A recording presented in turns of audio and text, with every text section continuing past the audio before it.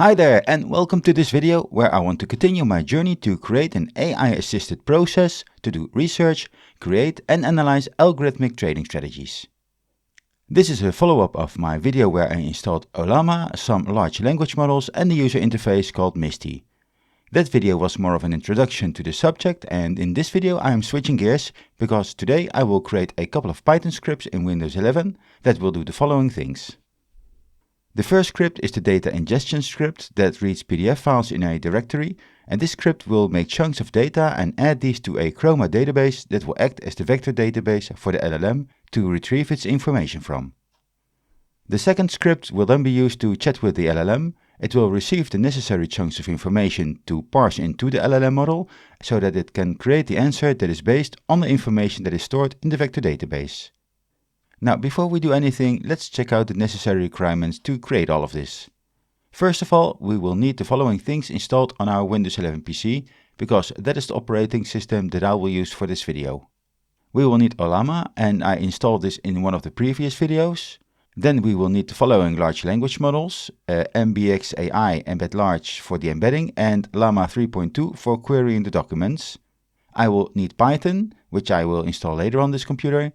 And I will use Visual Studio 2022 build tools because I have to compile some of the Python packages, and without these build tools I cannot do this. So first I will install Python on my PC and then the Microsoft Visual Studio C++ libraries. Now, during the Visual Studio installation you should tick the box that installs the desktop environment for C++ software and then click on install to get all the necessary files for compiling the Python libraries. After this has been done, we can now start to create the necessary files to ingest and query the PDF documents with our large language model. Open your favorite editor and in the directory of your choice we are going to create the following files: requirements.txt, models.py, ingest.py and chat.py. Now, since I already have these files prepared, I'll go over them one by one. The following modules should be entered into the requirements.txt file. Then, after you have done this, you can open a PowerShell window and go to the directory where you created the files. And after that you can use the pip install command to install the necessary Python requirements, like I do here. Now, if you did not have installed the Visual Studio C++ compiler, then you might end up with an error that looks something like this. So you see that it's necessary to install the compiler here, otherwise you won't get far. Now, if you do have the compiler installed, then everything should be installed without any problems. Now that we have installed the requirements, let's create the first file that defines the models that we are going to use in the ingest and chat functions. Let's open this file to see the contents of it. This model.py file defines a model class which sets up two AI models using Ollama, an embeddings model and a chat model. These models are essential for processing text-based queries and generating responses efficiently. First, we start by importing the necessary modules. Here, Ollama embeddings is used for the text embeddings, which means that it converts text into a numerical format that AI models can understand. And Chat Ollama is the chat model that helps in generating AI-driven responses. Now we have to define a class called models, and this init method is the constructor which initializes the models when an instance of the class is created. And inside the constructor we create an instance of Ollama embeddings, because this tells Ollama to use the MBX AI Embed Large model to generate the text embeddings. In other words, embeddings convert raw text into structured numerical data, which makes it easier for the AI to process and retrieve information better. Before we can use this script, you have to ensure that the model is already available locally and ready to use, because otherwise it won't work. This line here sets up the chatbot using the Llama 3.2 model. The parameter temperature here ensures that the responses are more deterministic, which means that the AI will give more consistent and fact-based answers instead of creating very creative or random ones. And again, before using this model, you need to pull it into your system with the Ollama pull command. Now, the ingest.py is used to scan the data directory on your system for new PDF files, and if found, breaks them into chunks and add these to the database. The script starts by importing the essential models. We use OS and time for file handling and scheduling, .n for loading environment variables, and UUID4 for generating unique document IDs. From LangChain we import the PyPDF loader for reading the PDFs, recursive character text splitters for splitting large documents into manageable chunks, We use Chroma as our vector database, and documents to structure text with metadata. Finally, we import the models class, which loads the Ollama embedding and chat models we just created. Here we initialize our models by calling models, which loads the embedding Ollama for embedding texts and the chat Ollama for chat-based AI responses.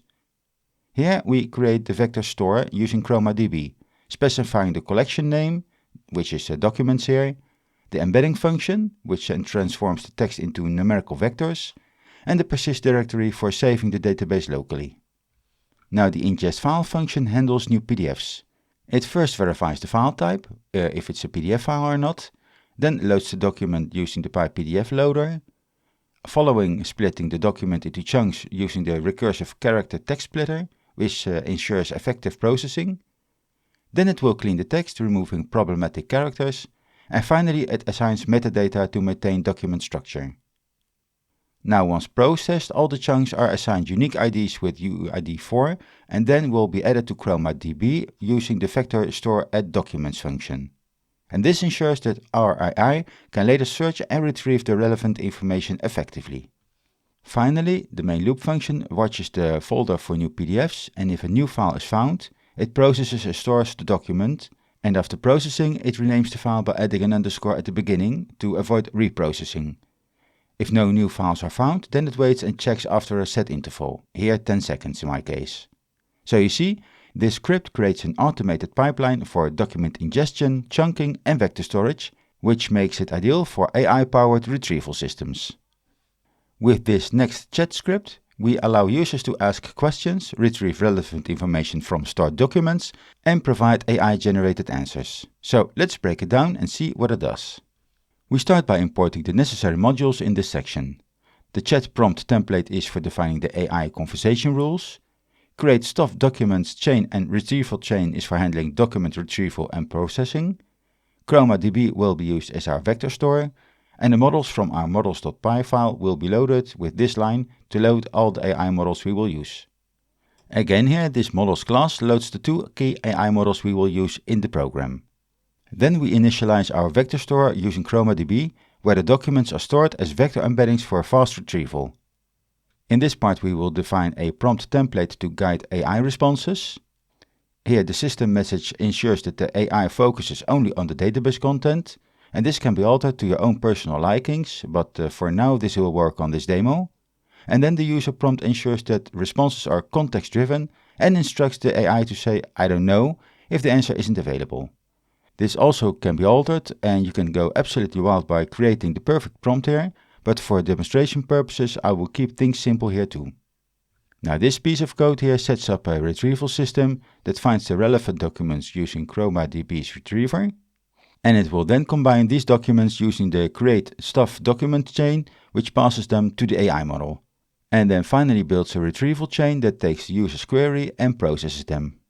Now when a user asks a question, it's processed in a separate thread to keep the program responsive.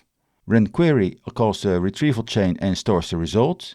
And I also created the spinner animation function that provides a loading animation while waiting for the AI response, because if I don't use this and the screen can sometimes give no feedback, the user thinks that the system has been crashed, and this spinner prevents you from thinking this. Now if the user types a Q, then the program exits. But if not, then users can type in the question. The query will then run in a separate thread that allows the smooth user experience. And again here, the spinner animation will be shown while waiting for the results. And after the LLM has created the message, the AI prints the answer along with any source documents used. So, to recap, this script retrieves the relevant information from the stored documents and then generates AI-powered responses, which I think will make it perfect for building an AI chatbot with document-based knowledge. But the proof is in the pudding, so let's just start with the actual demo here to show you how it actually works. Let's start off by showing that the data and database folders are empty. Let me now drag a PDF to the data directory and show you the contents of the file. Now this document tells us something about the bool support band and the indicators used. And I asked the ChatGPT about this and saved the output to a PDF file. So now that there is a PDF file in the data directory with information that is almost certain not in the large language model that is downloaded, I can now start to import this into the vector database. For that I have to open a PowerShell window that is opened in the same directory as the Python files. Next I will start the Python ingress file with Python, and the program will then detect a new PDF file in the data directory. The terminal will then give some feedback about the document found and the amount of chunks it is split into. Now after the import is finished, the document is then prepended with an underscore, and this way the program can see if any documents are already imported into the vector database. The script will now go into pass mode and will check the document directory every 10 seconds for new documents. Okay, let me stop the script and let's now check how the database looks with these chunks of document information. For that I will have to open the SQLite database to see its contents. So now that I opened it, you can check out the name of the collection, which in my case is called Documents. And if I open one of the embedding tables, then you can clearly see the chunks of information that has been stored in the vector database. Here and also in this table there are chunks stored. Now these chunks are later retrieved by the script and added to the LLM to create a response about the contents of the database. Now in reality of course this is much more complex, but if you understand this principle, then you're at least halfway to understand and learn more about these kinds of RAG systems to be used with LLMs. Now the system should be able to extract the information from the database where I go and ask questions about the document. So now let's start the chat.py script and ask the LLM for some questions about this document. You can see that I can ask a question or enter Q to exit to the PowerShell prompt again. But first let me ask the LLM to tell me something about the bool support band and see what it comes up with. And you see, this is a real-time response here. The reaction is super quick. And the information provided is also pretty accurate. It tells me something about the way the bool support band is built, how to interpret it, and it even shows me the chunks it got its information from. So let me ask another question here about the other indicators used in the document.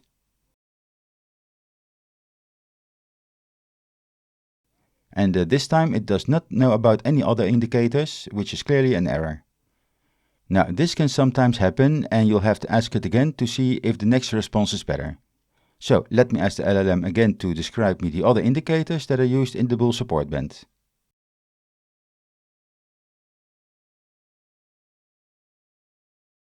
And now you can see that I got the correct answer.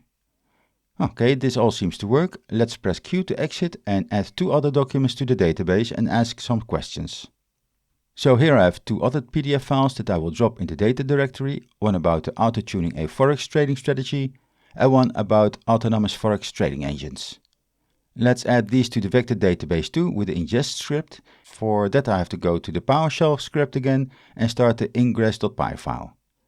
And you can see it automatically detects the new files, chops them up into different chunks and add these chunks to the vector database again. I can now stop this script and let's now check the contents of the database again to see how these chunks look over there. And in the documents database we can clearly see all the added chunks of the documents. It still has some weird characters and these should be filtered out better, but for now I think this is good enough to show you the workings for a demonstration. So now open PowerShell again and start the chat.py file to do some querying about the contents of the file that I've just uploaded. Let's start by asking what the a priori module is in an autonomous forex trading agent.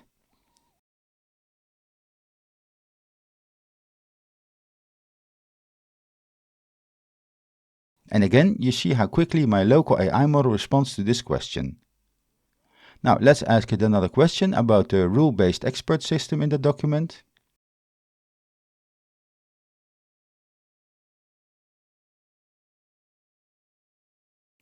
And again, it's almost lightning fast in its response. Okay, let's now ask something about the second ingested document. But this time I will give it some additional instructions to see how the large language model handles these. Let's give it the instructions to explain it to me like I was 5 years old.